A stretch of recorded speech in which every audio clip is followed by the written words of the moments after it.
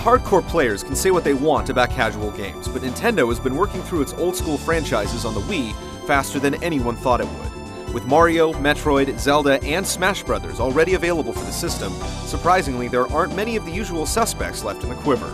One that does remain is Mario Kart, though not for long. The Italian plumber has established quite a resume on the track. While minimal tweaks have been added over the years since the series left the Super Nintendo starting grid, the foundation has predominantly remained the same. Accessible, yet deep racing with an incredible multiplayer element. Much of that hasn't changed with Mario Kart for the Wii, despite it having some of the biggest changes in franchise history. For the first time in series history, you're not just using go-karts. Motorbikes are included this time around, though from our limited playtime, they don't seem to handle all that differently from their four-wheeled counterparts. Both are rated as light, medium, and heavy, with each factoring into top speed, turning, and their ability to withstand contact. They also feature ratings for drifting, turbo boost, and maintaining speed when off the track, which should make for some tough decisions based on the track selected.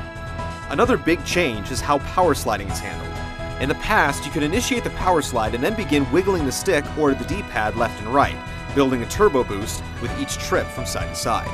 It was a relatively simple action, yet it required finesse to keep your kart on a line while doing it. That system has been removed, in favor of simply holding the power slide button until the turbo is full and then releasing it for the boost. It eliminates snaking, or the ability to power slide the entire course. Some consider that cheating, some consider it the next level in skill. Regardless, it's gone.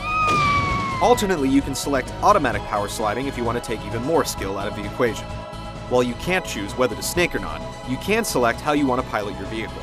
The game comes with a plastic steering wheel that you can snap the Wii remote into to steer like the real thing, although we definitely faced a learning curve while using it. You can also use the Wii remote and nunchuck, a classic controller, or a GameCube controller, so you don't have to use the motion controls if you don't want to. Gone are the tandem vehicles from Double Dash for the Cube. The Wii version reverts back to the classic single-rider gameplay, and there are well over a dozen different Nintendo mascots, with each one having their own set of tricks to perform out of some cleverly placed half-pipes and ramps. Land a trick, and you get a turbo boost. You can also pull wheelies with the motorbikes to get a nice thrust forward. Of course, if your racing skills aren't enough, you can always use the patented Mario Kart power-ups. You get the new additions from Mario Kart DS like Bullet Bill and the Squid, and some new ones as well.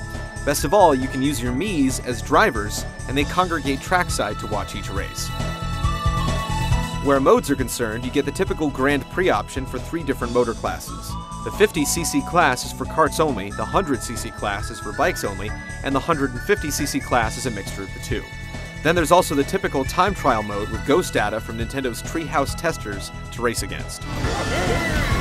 But easily, the biggest new mode is the online play for up to 12 racers at a time. While you can't play the Grand Prix online, you can whip around any of the game's 16 classic and 16 new tracks. You can also upload or download ghost data, and it'll keep your stats for leaderboards. Just keep that friend code handy.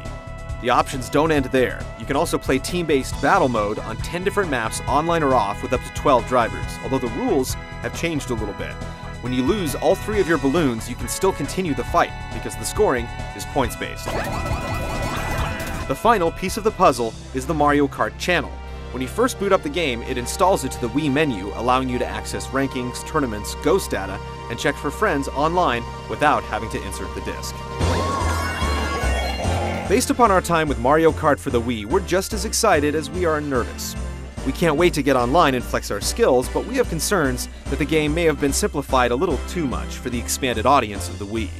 We won't have to wait long to find out, as it's currently scheduled for release in late April, so stick around as we rev up our full review. See you next time!